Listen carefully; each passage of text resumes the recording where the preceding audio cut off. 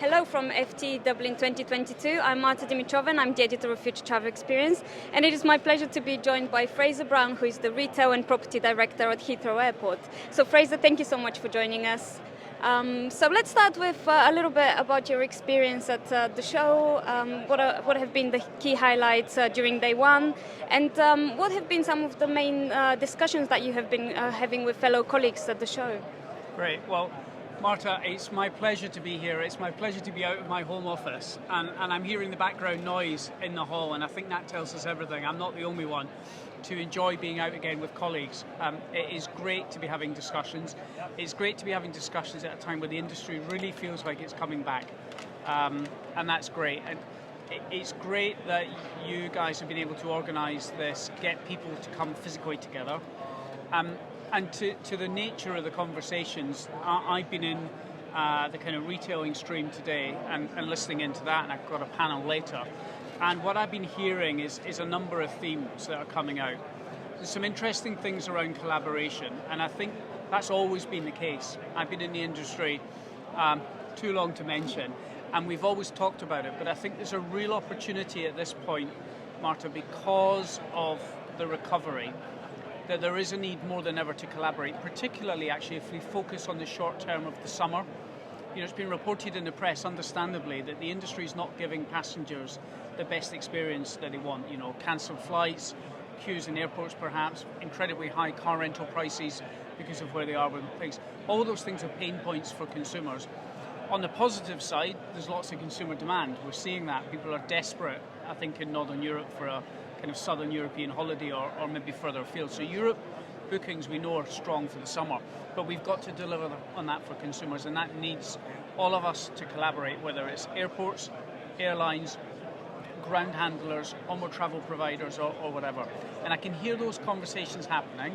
Like I said, I've heard them before, but I hope that the imperative of summer demand is going to actually turn those discussions into reality.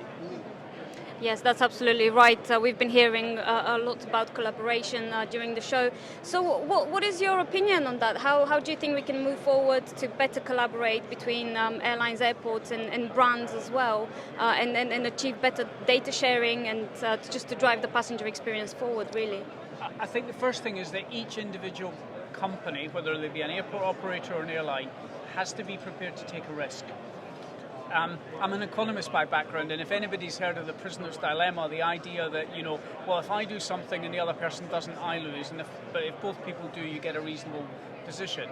And I think that's the position we're in. It needs leadership from individuals in companies to say, I'm prepared to do something different. Will you come with me? Partner, collaborator, whatever.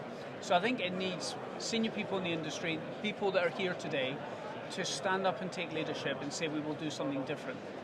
The good news actually of COVID in the business sense, clearly COVID has been a disaster, both on a health front and on a personal front for many millions of people around the world. But on a business front, it should actually embolden leaders in the industry to take more risk. There is an opportunity here that we don't need to rebuild the industry in the same form as it was in 2019. And I think that's a real opportunity, and the conference here is one way for us to come together and have those discussions, and I think that's great. Mm-hmm. Absolutely, and that's a great sentiment. Thank you so much for that. And I wanted to also focus a little bit more on Heathrow Airport's retail proposition.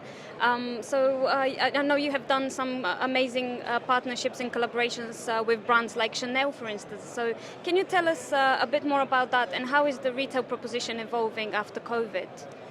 I think the first thing to say is we've done some great things at Heathrow because we've done some great collaborating. So it's linking to your conversation from earlier. Often people talk about a trinity. They talk about linking the retailer, the brand and the airport. Actually, we've done a few quaternities. You mentioned Chanel. And the additional one actor here is the out-of-home media partner. In our case, that's JCDecaux. Mm-hmm. And actually being able to bring your out-of-home media partner, the brand, the retailer and the airport together is really powerful. What I would say more generally at Heathrow in terms of the retail and food and beverage offer is the team have done a fabulous job. I have the privilege of leading a group of people who've worked incredibly hard with business partners, and we've seen some great things. You're absolutely right. We've seen new stores being brought in at breakneck speed. So where where retailers and brands have decided to cease trading as a result of COVID, or maybe the choice was given to them by the banks because they maybe went bust, we've been able to pivot into new retail offers much quicker. And that's one of the subjects that I also heard this morning, that term agility, Marta. The industry has got more agile over the last 24 months out of necessity. We probably talked about it at conferences like this pre-COVID, how we wanted to be more agile, a bit more kind of Southern Californian, a little bit more Silicon Valley. COVID has kind of forced that.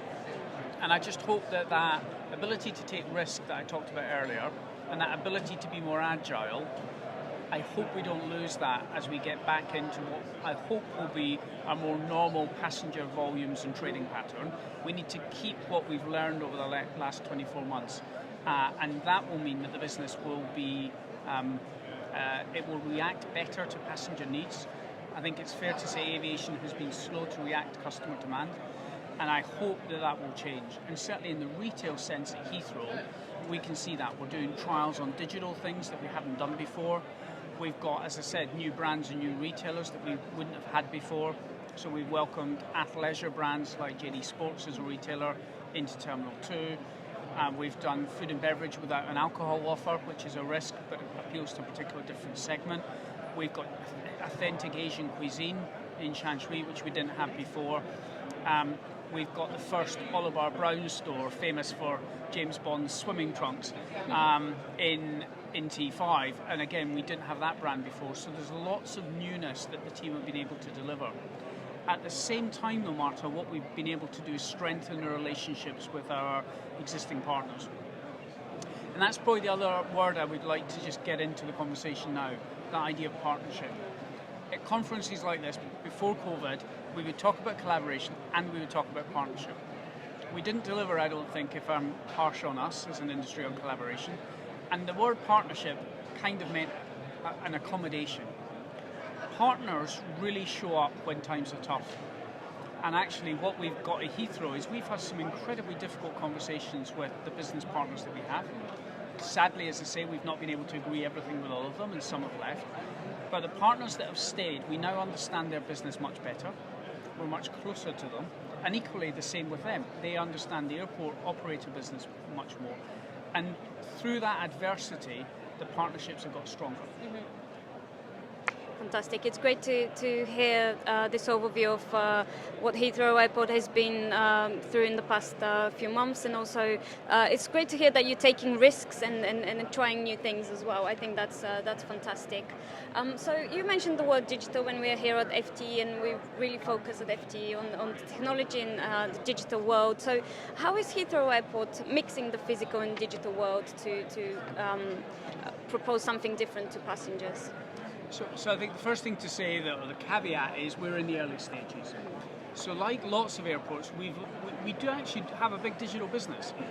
It's our car parking business, you know, and most airports have a big digital business, but it's not digital retail in the sense of the shops and the food and beverage, it's digital car parking. And what we've failed to do so far is to quickly take the learnings from that car parking business and transfer it in how do we do the retail. Now, there's understandable reasons. Car parking typically is the airport's own inventory, it's their own product. With retail, you're working with a brand and with a retailer, so it's more complicated. But what we're starting to do now is to do some tests. So to give you an example, in Terminal 5, we've now got a retailer for the very first time that has no physical store. So we've got a brand, it's a British brand, Aspinall of London. They have 72 SKUs, 72 products. We've given them a small stock room, so the stock is at Heathrow. You can be in the lounge, you can be having something to eat in Gordon Ramsay upstairs in T5. You can be on heathrow.com. You can look at those items on heathrow.com as you would other items. You can select, and we guarantee that within 30 minutes, one of our personal shopping team will take it from the storeroom and take it to a collection point. For UK viewers, a little bit like an Argos kind of collection point. And that, if you think about great fulfillment, most people say Amazon Prime's great fulfillment, which is next day.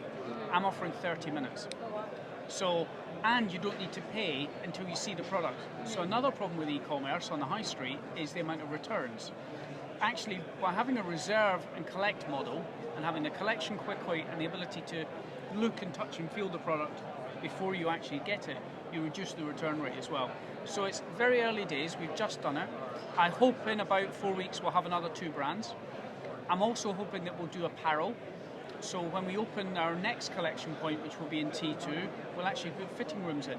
So customers, again, before you actually purchase the product, a little bit like having a physical retail experience, you'll be able to try the product on, make sure you're happy with it before you make the payment. For us, what that allows us to do is it allows us to increase the offer that we can give passengers. I will only have, certainly for the immediate term, 4 terminals and a certain amount of space. What that does is it means that I've skewed my offer a little bit to luxury, because economically, those luxury retailers pay good money to be in the airport.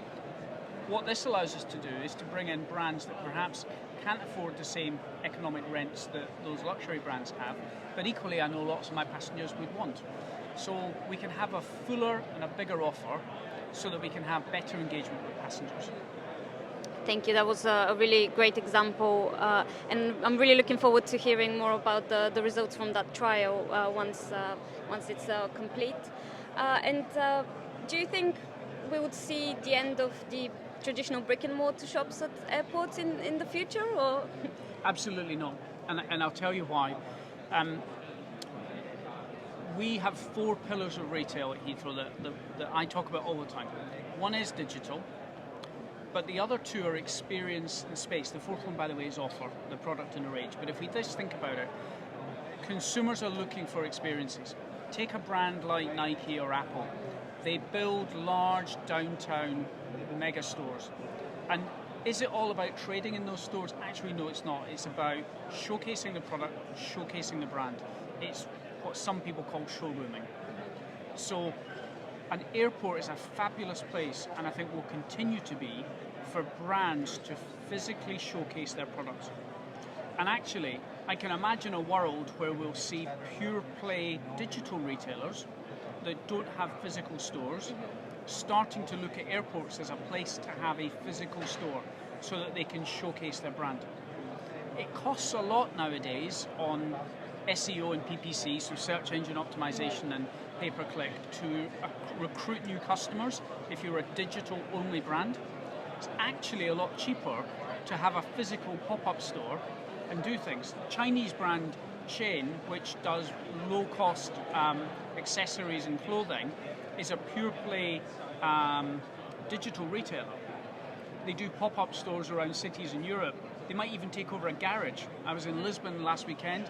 The whole Lisbon Underground was full of the adverts for their pop-up, which was a 7-day pop-up in a Lisbon garage. So I see the airports as a fantastic canvas for brands, both existing and potentially, as I say, pure-play digital brands, to showcase products. Because what have we got? We've got great footfall, we've got great dwell time, and the demographics of people that go through, certainly Heathrow, but in general all airports, tends to be better than the relevant national average.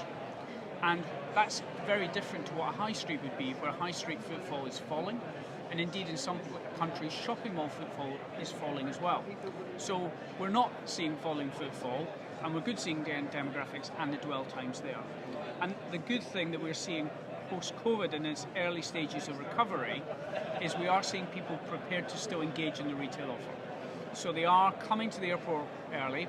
That may be because of some of the operational challenges, but they are engaging in the offer, they're interested, they're treating themselves. Now, I think economically for airports, that is a challenge, because I think there's an element of revenge spend, as it's been described. People are, wanting a holiday. They haven't had one perhaps for a couple of years in 2020 and 2021.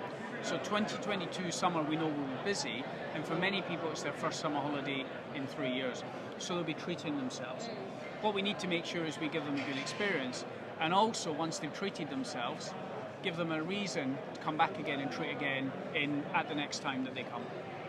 Absolutely. Thank you so much, Fraser, for these insights. It's been fantastic talking to you. And just to wrap it up nicely, what are some of the key trends that you expect to see to the end of this year, and what are your key priorities for the end of the year as well? Well, priority number one actually is an operational priority. So it will be incredibly difficult for the industry across all parts, whether it be airports, airlines, ground handlers, governments who do immigration, to deal with a very rapid ramp up in demand. So the most important thing for us at Heathrow is delivering a good passenger service. Our vision is to deliver the best airport service in the world. We're not the industry, and we're not delivering that yet. What we've got to do, and what me and the team are focused on, is supporting all of my other colleagues at Heathrow and in the Team Heathrow community to deliver the best experience we can. We're opening our last terminal, which was closed for passengers, Terminal 4, on Tuesday next week. That will have all of our assets open. That's really a significant milestone for us as part of our recovery. But the focus, Marta, has to be on the operation in the summer and supporting each other. Going back to your first point about collaboration, we need to be sharing data, we need to be sharing our challenges, we need to be open with each other, and if we do that, we will do the travelling public proud. Thank you, that's a fantastic point to end the interview. Thank you so much for joining us, and thank you so much for sharing your insights so openly with us, and enjoy the rest of the show. That's great, my pleasure, thank you.